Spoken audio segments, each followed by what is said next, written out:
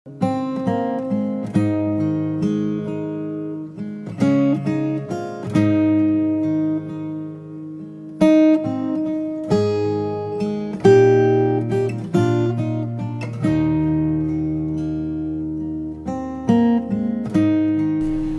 hari Minggu dan sukacita bagi Anda semua.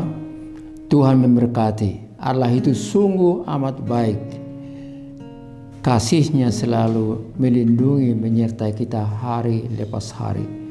Oleh sebab itu bersyukur dan berterima kasihlah kepada Tuhan yang maha baik itu. Saudaraku yang terkasih, kita sekarang memasuki Minggu Septuagesima, artinya 70 hari menjelang hari penderitaan daripada Tuhan Yesus. Septuagesima, kita akan mengikuti bagaimana berita tentang pelayanan Tuhan Yesus, ajaran dan khotbah-khotbahnya, penyembuhan orang yang sakit, dan menghibur orang yang berduka. Namun ada juga sekelompok orang yang merasa dirinya lebih agamis, lebih tahu hal kerajaan Allah dibanding Yesus. Mereka itu adalah kelompok-kelompok yang tidak suka bahkan membenci Yesus. Hingga dia satu ketika mereka tuntut untuk dihukum mati. Saudara, kini kita tiba pada hari Minggu tanggal 5 Februari 2023 dan mari kita sambut firman Tuhan yang diperuntukkan untuk kita pada hari ini, tertulis dalam kitab Yakub pasal yang pertama ayat 22 hingga 25. Demikian firman Tuhan untuk kita semua. Tetapi hendaklah kamu menjadi pelaku firman dan bukan hanya pendengar saja. Sebab jika tidak demikian, kamu menipu diri sendiri. Sebab jika seorang hanya mendengar firman saja dan tidak melakukannya, ia adalah seumpama seorang yang sedang mengamati mukanya yang sebenarnya di depan cermin. Baru saja ia memandang dirinya, ia sudah pergi atau ia segera lupa bagaimana rupanya. Tetapi barang siapa meneliti hukum yang sempurna, yaitu hukum yang memerdekakan orang, dan ia bertekun di dalamnya, jadi bukan hanya mendengar untuk melupakannya, tetapi sungguh-sungguh melakukannya, ia akan berbahagia oleh perbuatannya. Sampai di situ firman Tuhan untuk kita, saudara yang terkasih. Hidup benar sesuai dengan firman, itulah topik khotbah kita. Kalimat itu mengajak kita untuk melihat hubungan kita dengan Tuhan, membaca firman Tuhan, memahami dan mengamalkannya. Ada 4 hal yang disampaikan di sini. Dengarlah firman Tuhan, pikirkan, imani, dan laksanakan. Ibarat mata rantai yang terkait satu dengan yang lainnya, sehingga mereka kokoh dan mampu untuk menarik beban yang sangat berat.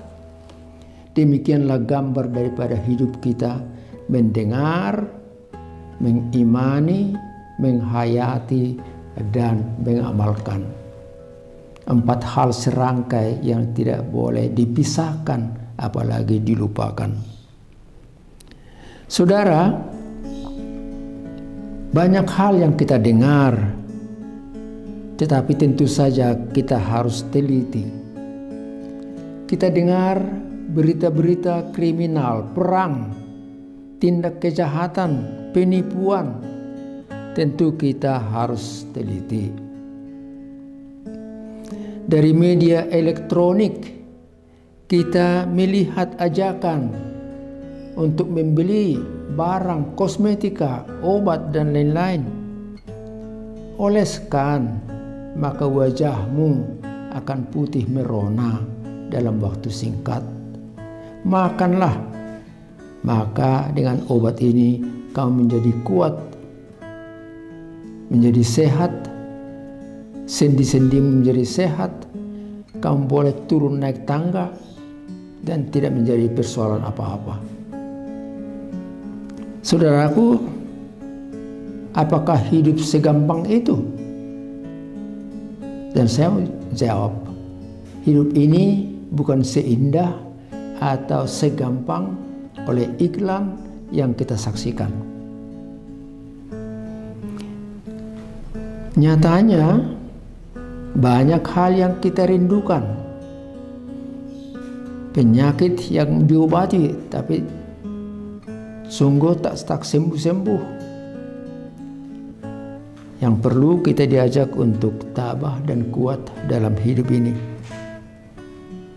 Oleh sebab itu saya mau sampaikan, jalani hidup ini, hadapi kenyataan, tabah dalam segala urusan, tabah juga dalam segala persoalan, dan jangan lupakan Tuhan.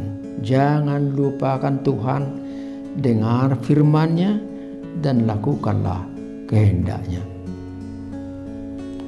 Saudara, apa yang mau disampaikan oleh khotbah ini buat kita? Pesan pertama untuk kita semua, ingat bahwa kekristenan bukan soal penampilan, tetapi iman dan perbuatan. Ingat bahwa kekristenan bukan soal penampilan, tetapi iman dan perbuatan. Pakaian, jubah, pakai aksesori-aksesori, lencana dengan tanda salib di dada, kalender gereja yang digantungkan atau ditempelkan di dinding ruang tamu, ayat-ayat yang ditempelkan juga di sampingnya. Bagus, tidak salah. Tetapi bila itu hanya sebagai hiasan untuk dilihat tamu yang datang, itu jadi persoalannya.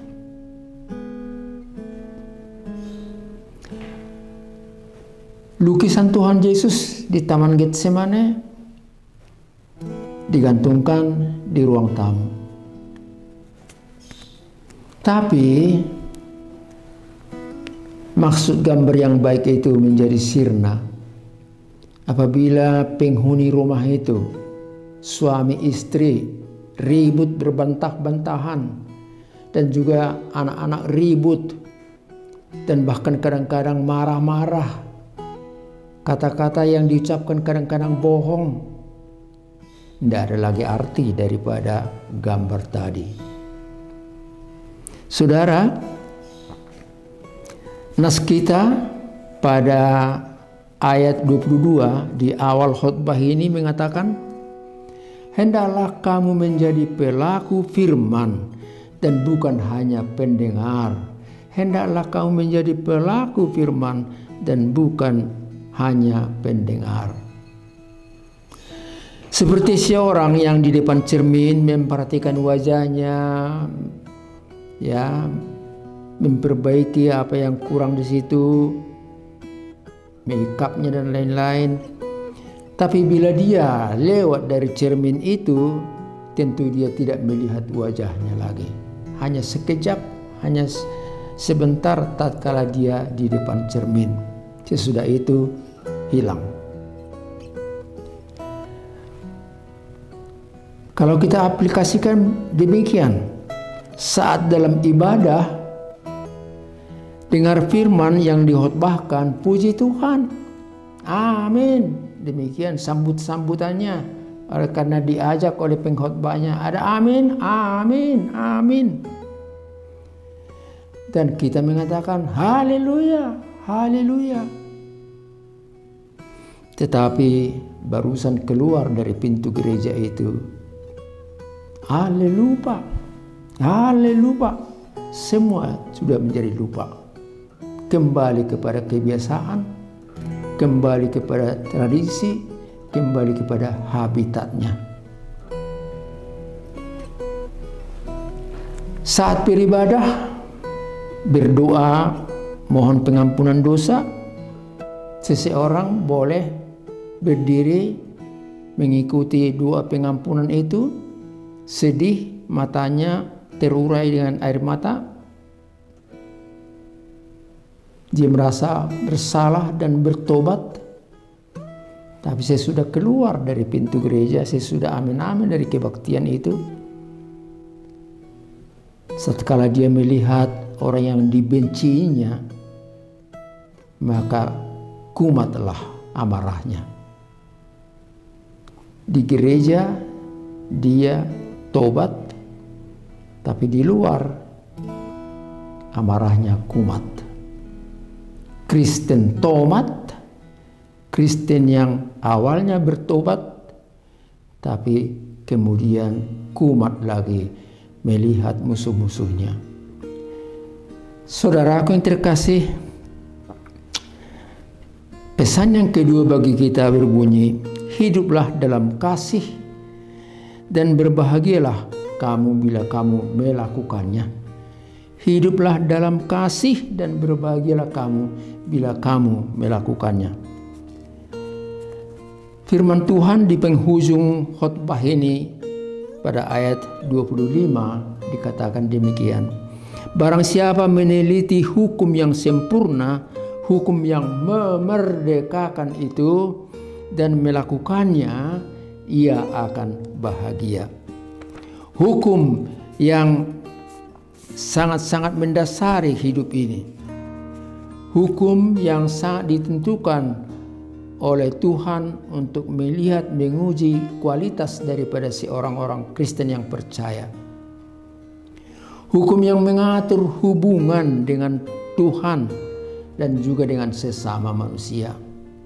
Tuhan Yesus berkata, hendaklah kamu mengasihi Tuhan Allahmu vertikal ke atas dengan segenap hati dan jiwamu. Itulah hukum yang utama dan pertama. Dan yang sama dengan itu ialah hendaklah kamu mengasihi sesama manusia horizontal, keluarga, teman, sahabat kerja di kantor atau di luar negeri. Kasihilah mereka semua. Paulus mengatakan, kasih itu sabar, murah hati, tidak memegahkan diri, dan tidak sombong. Tidak pemarah, tetapi peramah. Dia sabar dan murah hati. Anda baca 1 Korintus pasal 13 ayat 4-5. Firman jadi sumber pengetahuan dan etika hidup. Menghayati firman memampukan kita untuk berbuat baik, bukan untuk dipuji atau untuk disanjung orang. Kalau mereka menjadi dasar daripada perbuatan yang baik, boleh-boleh saja satu waktu kamu kecewa karena merasa kurang dihargai mereka. Tetapi kita berbuat baik oleh karena Tuhan, bukan oleh karena manusia. Karena Tuhan itu baik buat aku, dengan firman-Nya yang saya hayati, maka aku juga harus baik dan menghormati serta menolong orang yang lain. Saudaraku yang terkasih, imanilah firman Tuhan yang kamu dengar.